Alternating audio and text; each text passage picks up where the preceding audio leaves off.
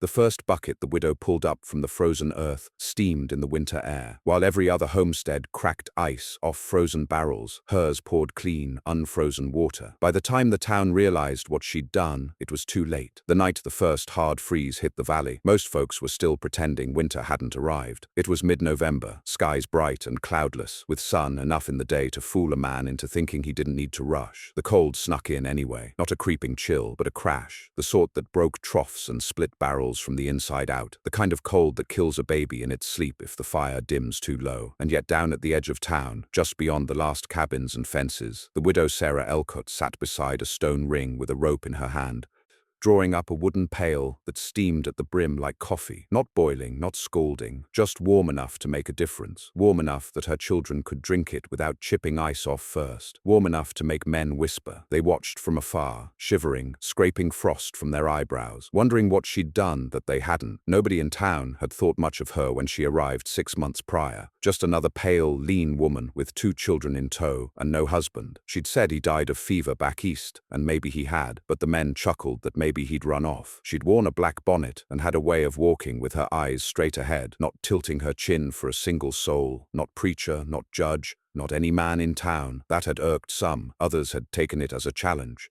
When she picked the flattest, driest, ugliest piece of land west of the Willow Creek, where even the wild grass cracked underfoot and dust curled in the wind, folks had assumed she was either half mad or fully ignorant. The earth out there was hardpan, no trees, no spring, no shade, no charm, the kind of land a rattler might give up on. Yet she and her children had spent all summer sweating beneath the sun, dragging in rocks, hammering lumber, tamping dirt. Nobody offered help, nobody asked to, but everyone watched. They couldn't help it. The strangest thing of all was the pit. Long before her cabin walls went up, she had the boy, 8 or 9, maybe 10, digging. Then she'd joined in, day after day, hacking at the earth with pick and spade. A wide hole at first, then deeper, then a narrower tunnel, dropping almost straight down.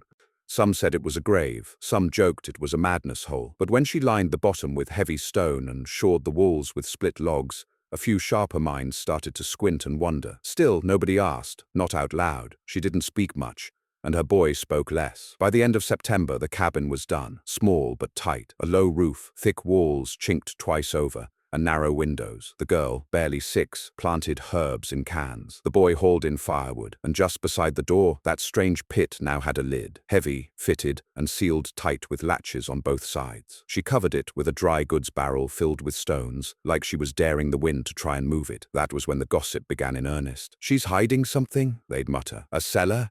Buried silver? No, it's just her fool idea of a root room, or worse, a water hole. There ain't even a spring on that land." They were right in a way. No spring, no surface water. She carried what she needed by hand from the communal well all summer, but she didn't speak to anyone while she did it, and that gnawed on people. No one trusted quiet folk who didn't beg favors, especially not women alone, especially not women who acted like they didn't need to beg. And so, in the way of frontier places, they mocked her, softly at first, then openly. "She thinks her water won't freeze underground, I suppose. She thinks she's clever. Dig a hole, cover it with a box, and act like she reinvented the well. Well, wait till snow hits. She'll be breaking ice same as the rest of us." But that wasn't what happened. That November night, when the freeze came hard enough to crack wagon wheels and burst buckets, her pit stayed warm. The lidded hole, sealed with canvas layers, buried under earth, surrounded by stone, held 20 barrels. Not rainwater, not swamp runoff, but clear, clean water she'd hauled all summer and stored deep beneath the frost line. And it had not frozen. The next morning, her boy rolled the stone barrel aside, unclipped the latch, and reached down into the dark. What he pulled up wasn't frozen, wasn't even cold enough to bite his fingers. That was the moment the men on the ridge saw the steam. They were up early, trying to crack through their own frozen barrels. One had a hammer, another an axe. A third was pouring boiling water over a split cask, trying to melt enough to fill a teapot. None of it worked. Everything was solid as iron.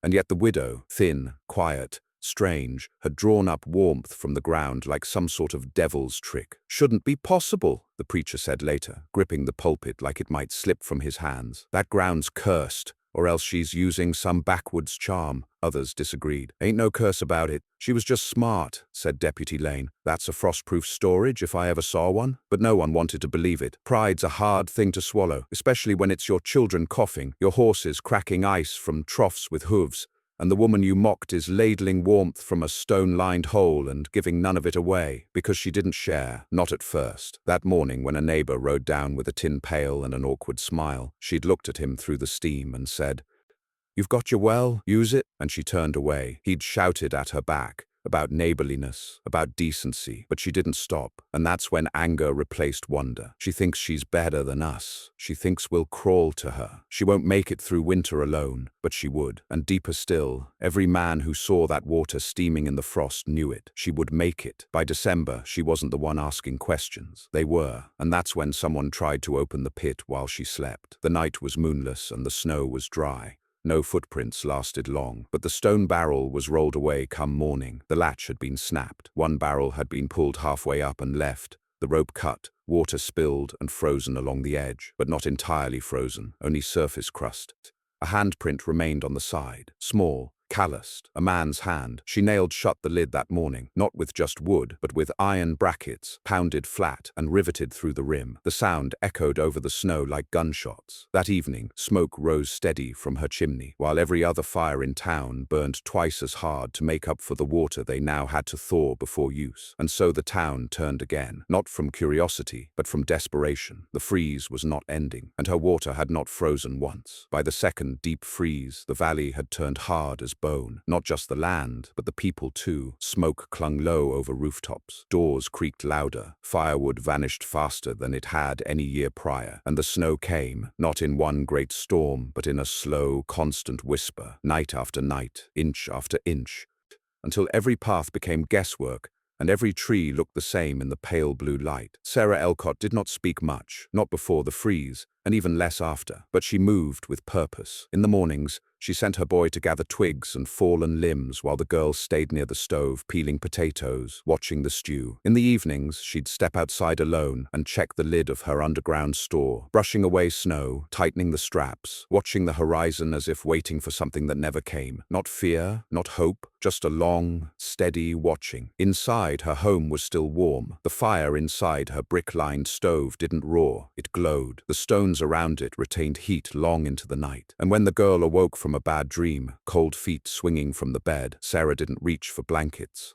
She pulled water from the pit and poured it warm into a bowl, letting the girl soak her toes, steam curling around her sleepy face. Other mothers, elsewhere in town, were melting snow in dented kettles and serving it to their children with flint in their teeth and bitterness in their hearts. Some whispered the widow had found a spring, others said she'd buried a stove underground. But the truth, so painfully simple, was worse than any theory. She had simply prepared, and they had not. By mid-December, more than one settler's barrel had split, cedar cracked, hoops buckled. The cooper's shop stood empty, its owner laid up with frostbitten fingers after trying to mend a frozen cask with wet leather gloves. Those who had spared no thought for insulation now faced a hard truth. Water, once abundant, had become more precious than flour or salt. In desperation, some began hauling snow to melt, but even that grew dangerous. One man slipped hauling a canvas sack through the woods and did not return. They found him 2 days later, frozen upright against a stump, sack torn open, snow still half spilled at his feet. The priest tried to speak of providence and punishment, but the words came hollow. Cold didn't punish, it erased. That's when the visits to Sarah's door began. The first came in the form of gifts, a sack of dried beans left on the doorstep, a roll of leather, soft and clean. Sarah did not return the gesture. She did not even acknowledge them. The second wave came with words, timid knocks, stammered apologies, long explanations about frozen wells and sick children. She listened once, then closed the door. It was not cruelty, it was resolve. She had built her store not to outdo the town, not to shame them, but to protect the only things she had left, her boy, her girl, and the small patch of earth she had turned from a joke into a refuge. She would not trade that for kindness now that winter had come calling. But they didn't stop coming. One morning, 2 women stood at her door before sunup. One held a baby, wrapped in 3 coats. The other had her fingers bandaged from fire burns. They didn't beg, they didn't speak, they just looked. Sarah stared back. "I have children," she said. The women nodded. "I need water," she said. They nodded again. Then one of them, trembling, unwrapped her hands. In them was a bundle of metal scraps, hinges, buckles, nails, all gathered from broken barrels and shuttered sheds. She held them out like gold. Sarah took them. She said nothing. But she left the door ajar long enough for them to follow her around back, where the pit still steamed faintly. She poured 2 ladles into each of their buckets, then closed the lid. No more, no less, no promises, no speech. Word spread. The widow would give, but only if you brought something in return. A copper hinge, a pouch of nails, a fistful of tobacco. Some brought wool, others brought feathers, brass buttons, tools too damaged to use but still worth something. And always she gave the same, 2 ladles per head, never more. She kept her rules, she kept them tight. And when one man tried to return a second time in the same day with a different hat and name, the boys spotted him. Sarah said nothing. She gave him no water. He left, cursing her to hell. But that hell had already come. For them, not for her. Because the third freeze was worse. Winds howled in ways they hadn't in years. The snow no longer whispered, it screamed. The creek froze to its bottom. The communal well developed a crust of ice thick enough to stand on, and every barrel, bucket and rain tub turned to stone. One family tried to break a hole in the river ice to draw water. The father fell through. He didn't come back up. The ice sealed behind him as if he'd never been. The rest of the town stopped trying. That's when the townsmen gathered in the saloon, not to drink, it was too cold for that, but to talk, and for the first time in weeks, to agree. She's the only one who saw this coming. She ain't just lucky, she knew. Knew what? Someone asked, and silence answered. She knew what it meant to live alone, knew how cold punished arrogance, knew how to plan for a winter that didn't come in storms but in silence, the kind of winter that waits for you to get comfortable, then takes everything you've built. That night, lanterns bobbed down the path to her home. 5 men, 2 women. They didn't knock. They stood in a line, arms empty, faces bare. She stepped outside, holding a lantern of her own. "Why are you here?" A man stepped forward, Judge Harlan. His beard was iced, and his boots were cracked. "We came to ask," he said, "how you did it." "Why?" she asked. "Because we were wrong," he said. Behind him, the others shifted. No one looked at her directly. She paused, then said quietly, "It's not a spring. It's just a hole, lined with stone, covered deep. I filled it all summer, barrels down past the frost line, covered with earth. That's it." The judge blinked. That's all," he whispered. She nodded. "It keeps warm, like a cellar, holds heat, stays dry. I packed it tight, no air, no ice." They stood in silence, like she'd recited a spell. Then someone asked, "Will you show us?" She looked at the girl behind her, who clutched the lantern tight. "No," Sarah said, "but I'll tell you how. Tomorrow. Come back with shovels, nails, wood. I'll show you what I know. But not tonight." The judge nodded. She turned, went inside. The light vanished, and the town, once laughing, now waited for a widow to teach them how not to freeze. They came at dawn with frozen fingers and splintered tools, not out of eagerness, but necessity. Men who had once spit near her boots now carried hammers respectfully. Women who had once rolled their eyes at her silence now pulled shawls tighter and stood quietly beside their husbands. The cold had broken their pride. All that remained was a grim willingness to learn, and perhaps, though none would say it aloud, a flicker of shame. Sarah didn't greet them. She didn't need to. She was already outside, sleeves rolled, hair tied back, sleeves patched but clean. Her boy, Eli, carried a bucket of nails. Her girl, Miriam, dragged a roll of canvas across the snow with both hands, face red and eyes squinting. No one asked for instructions. Not yet. They just waited. "Pick your ground," Sarah said, her voice cutting across the wind. They looked around, blank white as far as they could see. The snow came up to their boots, crusted and brittle, and most of the earth below was frozen tight, flat and dry, she added. "Not near trees. You want still ground." The judge stepped forward, glancing sideways at the others. "You mean here, by the fence?" She nodded. "That'll do." He turned to the rest. "Start digging." At first they hesitated. Some still hoped for more explanation, a drawing maybe or a plan, but Sarah just watched, and that was pressure enough. Shovels hit snow, then crust, then dirt. Frozen earth fought them hard. Picks broke surface, boots slipped, hands blistered. Still, they worked. By midday, 4 pits had been started, some wide, some narrow, depending on the tools and the patience of the diggers. Sarah didn't correct them, didn't scold or point. She walked slowly between each site and nodded when someone did something right. When a man dug too shallow or widened the top too much, she didn't mock, she simply moved on, which somehow cut deeper than criticism. It wasn't until Eli began lining one of the pits with rough-cut stone, lifted from the creek bend the summer prior, that a few men finally began to understand. "Wait," one said, wiping sweat from his brow. "She's not just burying barrels in dirt. She's building a room," another whispered. "Not a room," Sarah said, overhearing. "A sleeve." They looked at her. "Stone holds heat," she said. "Logs hold shape. Dirt holds everything. You build tight, you bury deep. Water doesn't freeze that way." "But where's the fire?" a man asked. "There is no fire," she replied. "That's the point." A few heads turned. The preacher, who had previously grumbled about her pride, now watched her with narrow eyes. He said nothing, but the shift in him was clear. This wasn't luck, this was knowledge.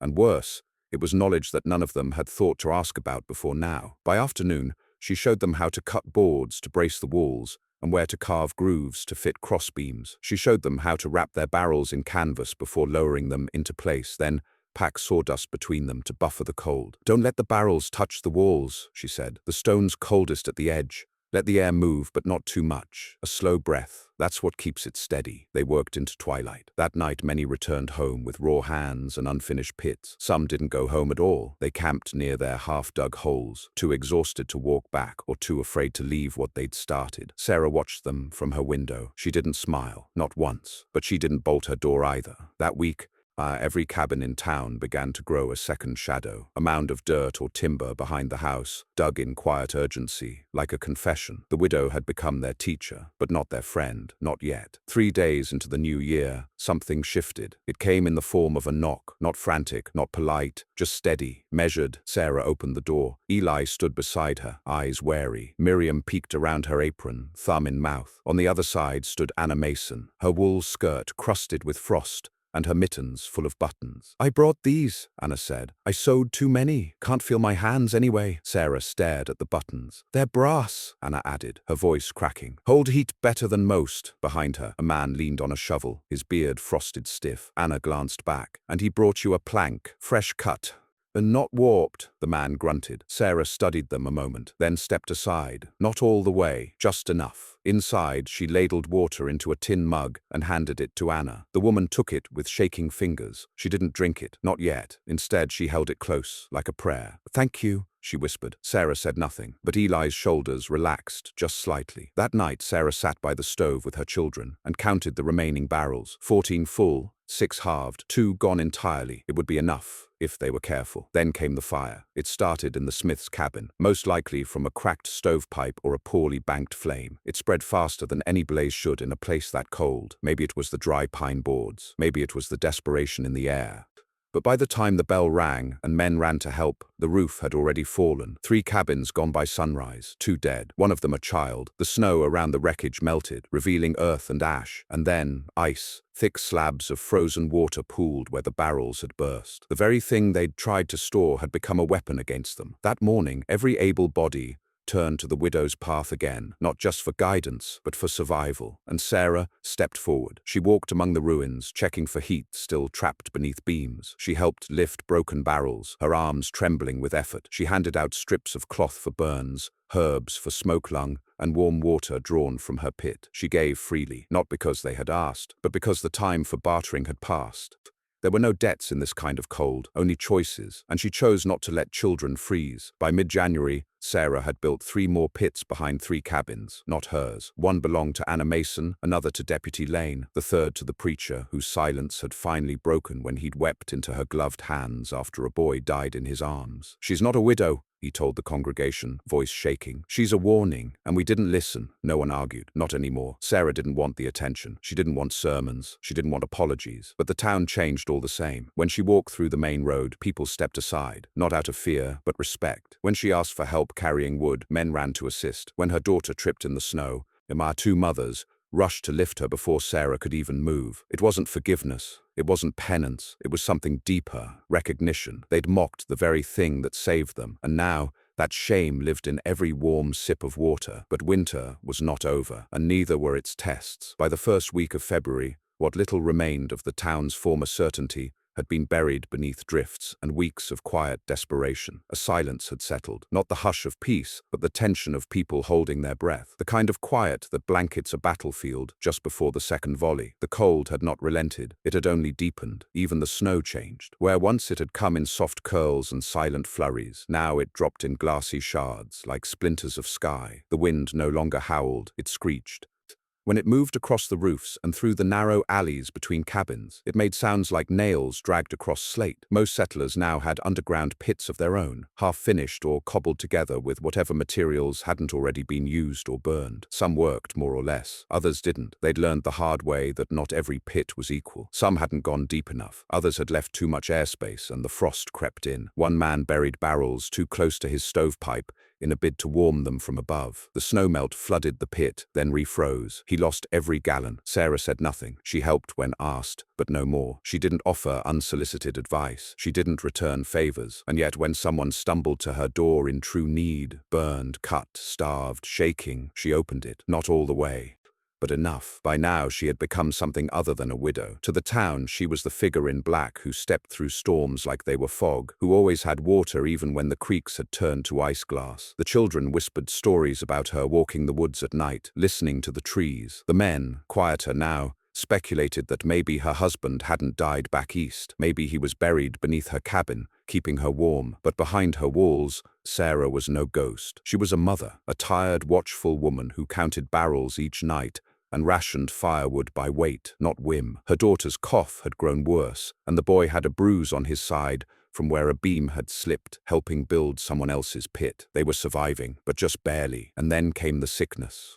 It started with Thomas Kettle, the barrel maker whose cracked fingers had never healed right after the first freeze. He'd tried to patch a broken cask near the river and caught something in the water. By the time they found him, he was shaking so hard his teeth had chipped. It spread fast. Fever, cough, vomit, children first, then mothers, then the few old-timers still living alone on the outskirts. It swept through cabins like smoke, curling into lungs and taking root. And with sickness came thirst. Boiling snow worked, but only barely, and it used fuel, so much fuel, more than most had left. Some tried to melt ice inside their pits, but that only made the air damper and invited frost deeper. Others tried to heat rocks and drop them into kettles. It helped, but not enough. And so they came back to Sarah again, but this time, they didn't bring brass buttons or leather straps. They brought the sick, first a child, then an elder, then a mother with twins who couldn't stop crying. Sarah stood at her doorway in silence. Her own daughter had a fever now. Her boy hadn't slept in 2 days. The last of their winter carrots had gone soft, and the stew had lost its thickness weeks ago. She could turn them away. She should, but she didn't. Instead, she opened the door and stepped out. Lantern in one hand, coat heavy on her shoulders, she motioned to the 2 men holding a limp child. "Bring her to the pit," she said. They followed. She opened the lid and let them see, not the barrels, but the shelf she'd carved from the frost-hard clay just above the waterline. She took one ladle, poured it over her wrist, waited, then handed it to the mother. "Slow," Sarah said.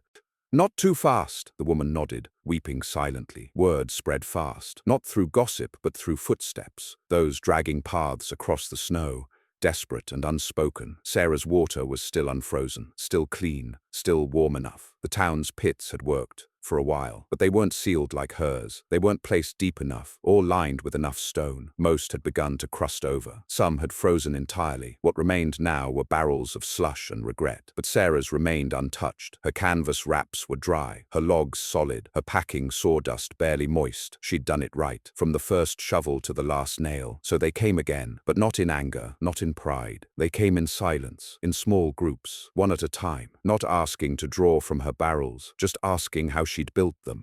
Not what she'd used, but how, the angle of the lid, the depth of the shelf, the trick to keeping dampness from creeping in. And finally, Sarah began to tell them. She drew diagrams in the snow. She marked lines with ash on boards. She showed them how she laid stones in concentric rings and angled them inward to trap warmth. She explained that it wasn't about burying water. It was about sealing it from every breath of frost. "You can't trap heat," she said, "but you can make it stay longer. You can slow the loss." They listened, not with disbelief, but reverence. Then the preacher made an announcement. The last Sunday of February, half the town crammed into the chapel, many too weak to stand. They leaned on one another, bundled like scarecrows, breath white in the air. "I have sinned," he began, "not in private, but in public.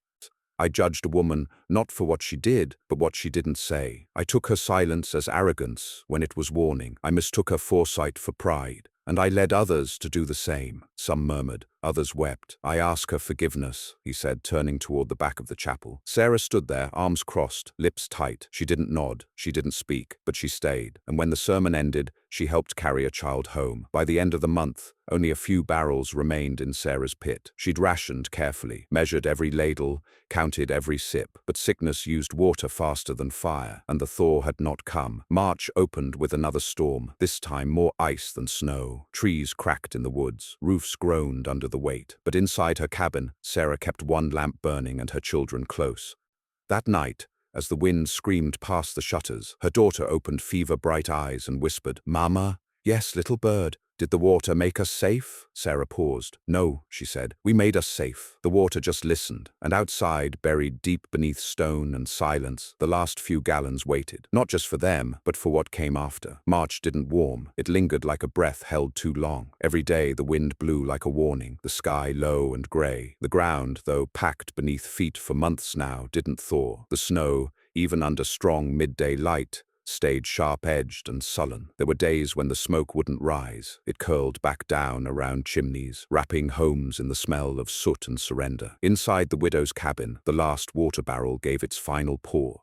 Sarah stood by the pit, lantern swinging over the hole, watching the slow stream glug-glug out of the spigot. Her hands were wrapped in cloth strips. Her breath plumed faintly in the stillness. Miriam stood beside her, thinner than she'd been even 2 weeks prior, but steady. Eli was off checking the line of traps by the woods. Rabbits had grown scarce, but he refused to return empty-handed. The last gallon was warm, not hot, not even what one would call comfortable, but compared to the frozen earth and the snapping air, it was enough. Enough to wash a face, enough to boil one last meal, enough to stretch a little longer. She did not weep. She simply pulled the spigot, let the final trickle fall into the bucket, and sealed the lid one last time. Not with iron this time, but with wood. Just wood. It no longer needed to be protected.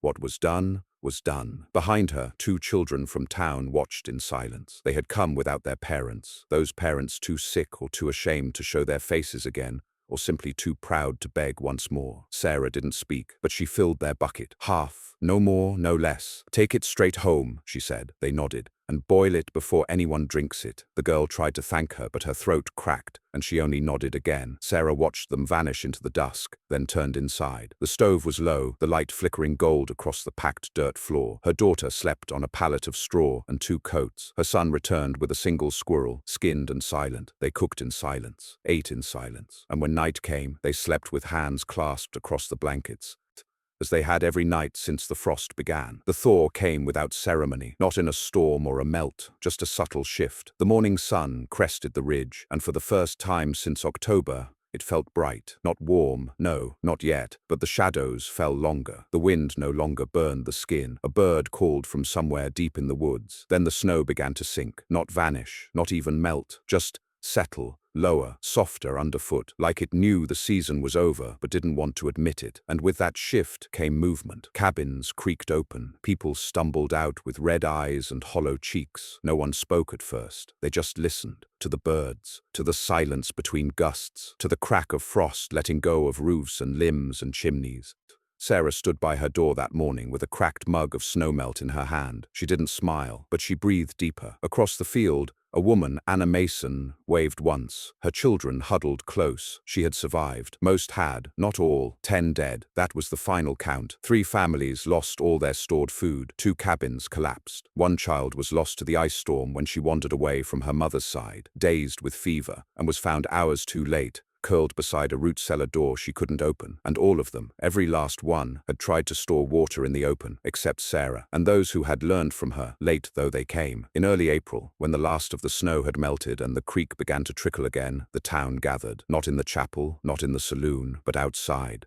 They built a ring of stones and placed a slab of pine across 2 upright logs. No carving, no speeches, just a symbol, the kind that people would have to ask about years from now. Judge Harlan placed the first stone, Deputy Lane the second, the preacher the third. Sarah stood last. She didn't step forward, didn't touch the stones. She simply looked at them, then turned to her children. Eli nodded, just once. Miriam tucked her hand in her mother's coat pocket and whispered, "Are we done?" Sarah looked at her, then up at the sky. "No," she said. "We're starting." That spring, a few families dug their pits deeper. Others built them anew. Sarah showed them how, not with lectures but with example. She dug with them, hauled stone, drew lines in the dust. And when a traveler passed through that summer, a man from the eastern counties, looking to claim land, he scoffed at the strange ring of holes surrounding the cabins. "You bury your water?" he laughed. No one answered him, but Eli, now 12 and taller than last fall, walked past the man without blinking and said, "You won't laugh come winter." Years later, people forgot the names of those who mocked first. They forgot which men had laughed at the widow's land or which women had whispered behind curtains. But they remembered the water, they remembered the warmth that lingered below frost, and they remembered that one woman, quiet, strange, stubborn, had dug a hole when everyone else built barrels. They mocked her, then they followed her, and in the end,